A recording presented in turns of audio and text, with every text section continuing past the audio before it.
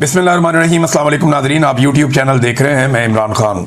नाज़रीन, इमरान खान वो वाहिद आदमी है मौजूदा सियासतदानों में जिससे जितनी सख्ती हो रही है वो उतना ही मजबूत होकर खड़ा हो जाता, उतना ही जोरदार जवाब देता है।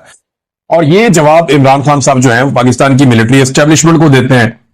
अब जो इमरान साहब का जो रिसेंट एक ट्वीट है उसको अगर आप पढ़े तो आपको आइडिया हो जाएगा कि ये तो ऐलान जंग है।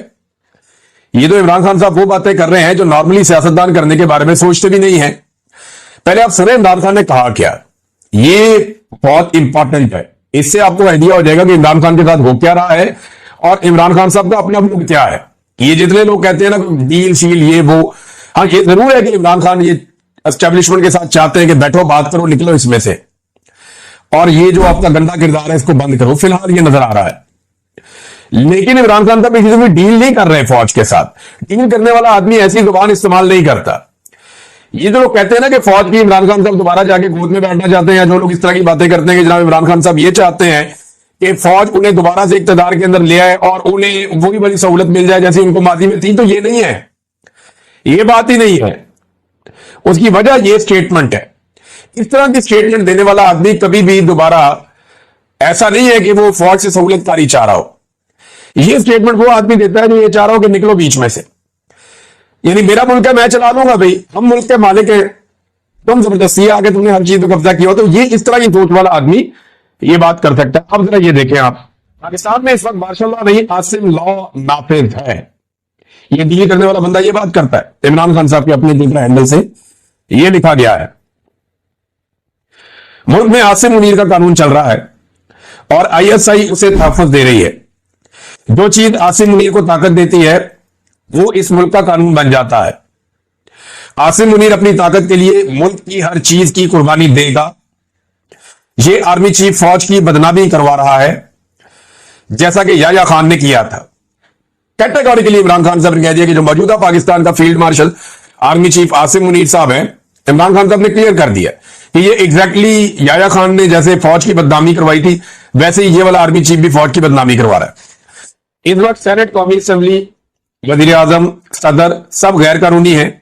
एक जाली आईनी अदालत बनाकर हमारी नशिस्तें कम की गई हैं, जो तारीख में कभी नहीं हुआ कि एक जमात की नशिस्तें किसी और को दे दी जाए।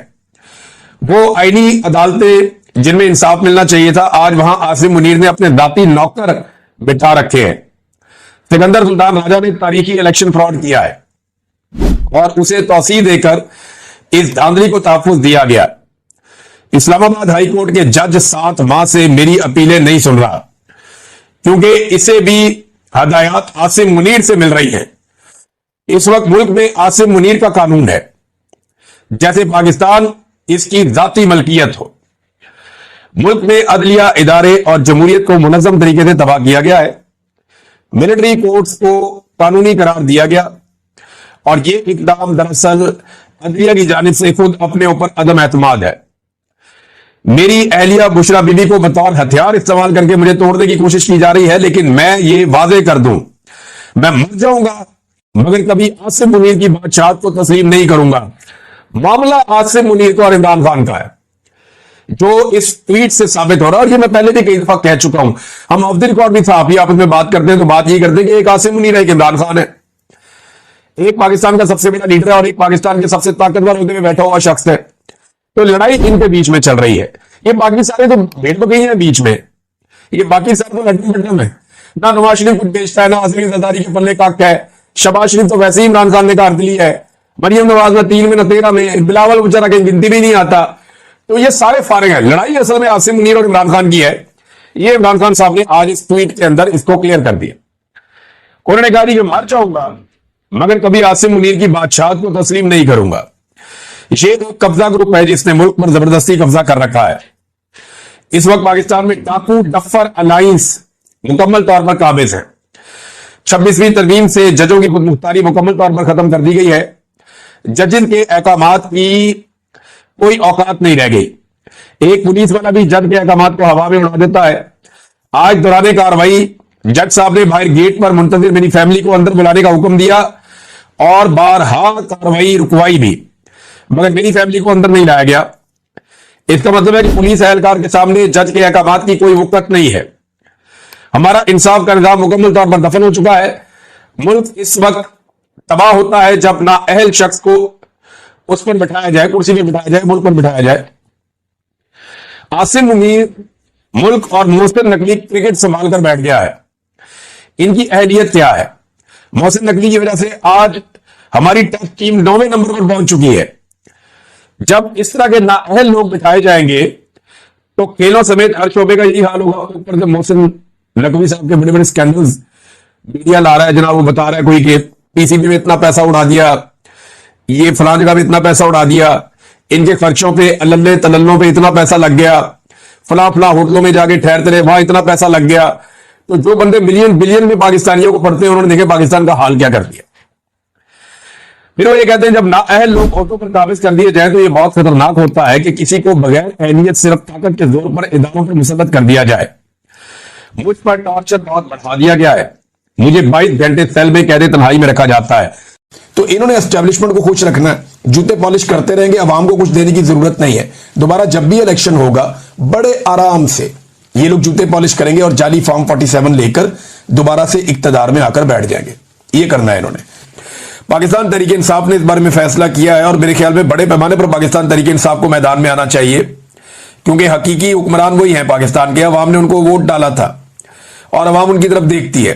लिहाजा तहरीक इंसाफ को बड़े पैमाने पर निकलकर लोगों की मदद के लिए सामने आना चाहिए। जितने भी टिकट होल्डर हैं पाकिस्तान तहरीक इंसाफ के, या जितने भी लोग हैं जो ओहदेदार हैं, उन सबको एक्टिवली पार्टिसिपेट करना चाहिए। ये मुल्की मसला है। अभी थोड़े दिनों के लिए बाकी सियासी एक्टिविटीज अगर छोड़ के पूरे ताकत के साथ पूरे तरीके से सैलाब ज़दगान की मदद करें तो ये खिदमत से बड़ी सियासत और कोई होती नहीं है। इमरान खान साहब ने एक बात की है और ये बात रिपोर्ट हुई है इमरान खान साहब से जो मुलाकात की, जिन लोगों ने उन्होंने बात रिपोर्ट की। और इमरान खान साहब ने क्या कहा जरा ये आप सुन लें। इमरान खान साहब कहते हैं कि जी इंसान के पास 3 ताकतें हैं, रूहानी, इखलाकी और जिस्मानी। सबसे कमतर ताकत जिस्मानी है।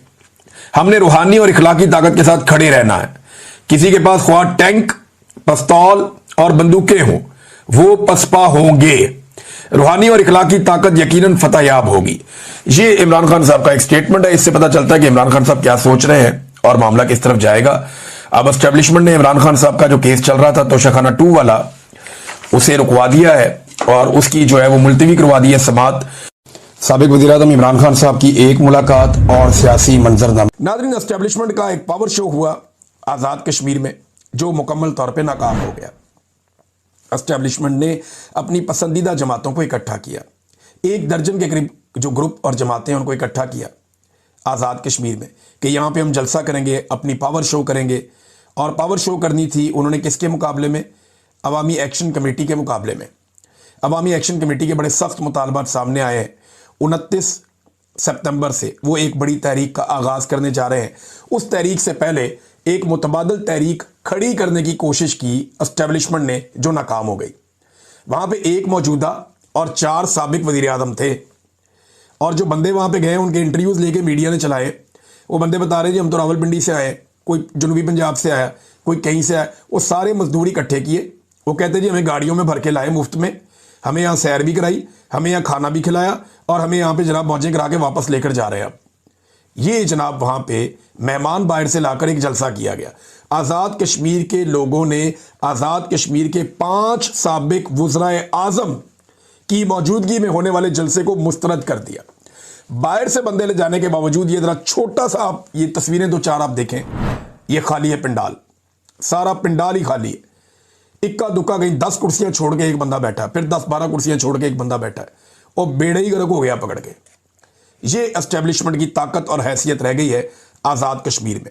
वैसे ये पाकिस्तान में भी करके देख लें, पाकिस्तान में भी इनकी हैसियत इससे मुख्तलिफ नहीं है। एक दिन के लिए इमरान खान को छोड़ें और उसे बोलें एक जलसा करे, उसके बाद शहबाज शरीफ, जरदारी, मौलाना फजल रहमान, MQM, ANP और आसिम मुनीर साहब और जितने भी ताकतवर लोग हैं सबको इकट्ठा करें और उन्हें कहें मिलकर एक जलसा करो। इमरान खान को 1 दिन का नोटिस दें और आप लोग 1 महीने के नोटिस पे जलसा करें। अगर इमरान खान चीखे ना निकलवा दे और रिकॉर्ड ना तोड़ दे तो मैं ये काम करना ही छोड़ दूंगा, गारंटी दे रहा हूं। मैं ये वीलॉग करना ही छोड़ दूंगा। मैं इसके बाद कभी बात ही नहीं करूंगा, जो इतना बड़ा चैलेंज कर रहा हूं। आसिम मुनीर साहब सबसे ताकतवर आदमी है, जरदारी साहब, शहबाज शरीफ साहब, नवाज शरीफ साहब, मरियम नवाज, फजलुर रहमान, मुस्तफ़ा कमाल, MQM, ANP, एमल वली खान, ये बलूचिस्तान का वज़ीर आला, सिंध का वज़ीर आला, ये पंजाब की वज़ीर आला, जो इनके पास आज़ाद कश्मीर के अंदर अपना वज़ीर आज़म है, वो सारे, या गिलगित बल्तिस्तान, सारे इकट्ठे कर लो, सारे इकट्ठे कर लें, 1 महीने का टाइम ले लें, 1 महीने के बाद सारे रल के जलसा कर लें F8 मरकज इस्लामाबाद में, सारे मिलके कर लें, या इससे भी कोई बड़ी जगह रखनी है मोटरवे पे कर लें, आप जलसा कर लें और जलसे के विजुअल्स बना लें और बैनुल अक़वामी मुबस्सरीन बुला लें। उसके बाद आप सिर्फ 24 घंटे का नोटिस दें और उसी जगह पे इमरान खान को आने दें कि इमरान खान साहब को 24 घंटे के लिए हम छोड़ रहे हैं, 2 घंटे के लिए बाहर आएंगे, वो 24 घंटे बाद उनका जलसा होगा फलां जगह पे। आप देखिएगा कि अगर लोग 4 गुना, 5 गुना, 10 गुना भी इमरान खान कहेंगे ना, तो वहां पहुंच जाएंगे। इतनी दुनिया पहुंच जाएगी कि आप तारीख भूल जाएंगे। ये मैं आपको कह रहा हूं ना, ये होना है, और मैं चैलेंज देके कह रहा हूं, करके देख लें। लेकिन किसी में हौसला होता तो आज इमरान खान बाहर होता। इमरान खान से सारे डरे हुए हैं। ये जनाब जलसा पिट गया बहुत बुरी तरह। चौधरी अनवारुल हक साहब ने पूरा जलसा जो है वो मिलिट्री एस्टेब्लिशमेंट की तारीफों में ज़ाया कर दिया। पूरा जलसा ऐसा लग रहा था जंग लगी हुई है कि जी ये कर देंगे, वो कर देंगे, फील्ड मार्शल को खराज तहसीन, ये खराज तहसीन, वो खराज तहसीन। भाई बात यह है कि एक वज़ीर आज़म जलसा कर रहा है, बताओ बिजली में क्या करोगे, आटे में क्या करोगे, नौकरियों में क्या करोगे, लोगों के हुकूक के लिए क्या करोगे, लोगों के मुतालबात के लिए क्या करोगे, अमन व अमान के लिए क्या करोगे। वो सारी की सारी तकरीर उठा के फौज पे कर दी, यानी अपनी सारी जलसे की नाकामी उठा के मिलिट्री एस्टेब्लिशमेंट पे डेलिबरेटली डाल दी कि जनाब जलसा उन्होंने करवाया, तारीफें भी उनकी होनी है। ये जलसे की हालत आप देख लें। जिस वक्त इमरान खान से गद्दारी करने वाले या उनको छोड़ने वाले साबिक वज़ीर आज़म सरदार तनवीर इलियास साहब तकरीर कर रहे थे, उस वक्त पंडाल की हालत देखने वाली थी। साएं साएं कर रहा था पंडाल। कोई बंदा, अच्छा जो बंदे थोड़े बहुत थे भी ना, वो आपस में बात कर रहे थे, वो ऊपर देख ही नहीं रहे थे स्टेज की तरफ। तो ये तो वो हो गया जो नवाज शरीफ साहब के साथ 1-2 दफ़ा हमने देखा कि उनके साथ भी ये हुआ कि जब नवाज शरीफ साहब तकरीर कर रहे होते हैं, आजकल की बात कर रहा हूँ, पहले लोग बड़े गौर से सुनते थे, बहुत बड़े लीडर थे नवाज शरीफ साहब, अल्लाह ताला उनको सेहत दे। वो जनेवा के एक अस्पताल में भी दाखिल हैं। अभी एक नौजवान की वीडियो आई है, मैंने कन्फर्म किया है, तो वो जनेवा में, वहाँ पे 21 सितंबर की ये वीडियो है। नौजवान ये क्लेम कर रहा है कि वो 9वें फ्लोर पे गया अस्पताल के, HUG हॉस्पिटल जनेवा में है, और वो ये बताता है कि 9वें फ्लोर पे वो गया तो कमरा नंबर भी इसने बताया सारा कि वहाँ पे नवाज शरीफ साहब बीमार पड़े हैं, उनको ड्रिप्स वगैरह लगी हुई है। और कहता जब मैं वहाँ गया, मैंने उन्हें देखा तो वहाँ जो उनके साथ लोग मौजूद थे, उन्होंने फौरी तौर पे वो घबरा गए, परेशान हो गए, आप कहाँ से आ गए, आप कहाँ से आ गए। तो उन्होंने कहा आप यहाँ से जाएँ। तो कहते हैं जी मैं बाहर आ गया हूँ, बाहर आकर मैं वीडियो बना रहा हूँ कि मियाँ साहब बीमार हैं, उनकी तबीयत ठीक नहीं है।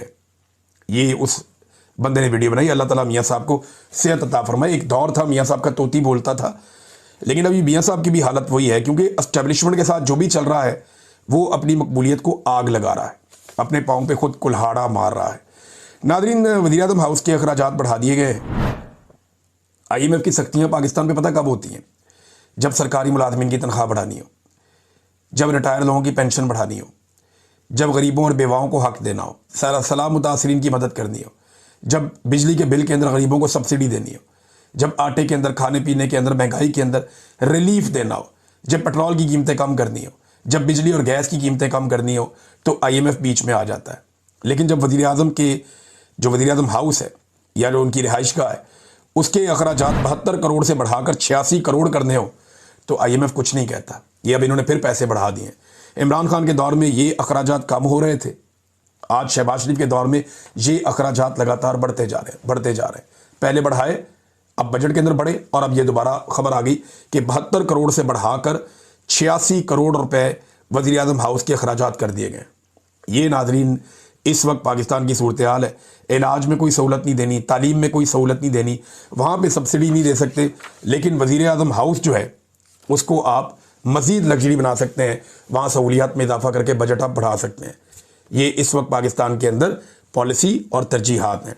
नाज़रीन, पूरे अफ़गानिस्तान ने दोबारा सबूत दिया एक आज़ाद मुल्क होने का। अफ़गानिस्तान के जो वज़ीर ख़ारजा हैं अमीर खान मुत्तकी, उन्होंने कहा जी पूरे अफ़गानिस्तान की अमेरिका दोबारा तामीर नौ भी करे और हमें तस्लीम भी कर ले, तब भी अफ़गानिस्तान का 1 इंच हम अमेरिका को नहीं देंगे। बगराम अड्डे के बारे में सोचना भी नहीं चाहिए। हम एक भी फौजी या एक भी इंटेलिजेंस एहलकार को अपने मुल्क में कबूल नहीं करेंगे। ये है जी अफगानिस्तान, इसे कहते हैं खुद मुख्तारी। वो जंग लड़ा 20 साल, आज भी अपने पैरों पे खड़ा है। 20-22 साल वो लड़े हैं। और पाकिस्तान जो है वो हर चीज़ पे हम लब्बैक कहते हैं, जब वो अड्डे मांगते हैं हम दे देते हैं। हम एब्सोल्युटली नॉट कहते हैं तो हमारे जो एस्टेब्लिशमेंट के लोग हैं वो कहते हैं नहीं नहीं ये नहीं कहना था, अमेरिका बहादुर नाराज़ हो जाएगा। ये हालात हैं। लेकिन अब दुनिया बदल रही है। इसराइल जो जुल्म कर रहा है फ़लस्तीन के ऊपर, उसके नतीजे में बरतानिया, कनाडा, ऑस्ट्रेलिया और पुर्तगाल, ये बड़े मुल्क हैं। ऑस्ट्रेलिया पूरा एक बड़े आज़म है। बरतानिया यहाँ पे एक बड़ा मजबूत मुल्क है।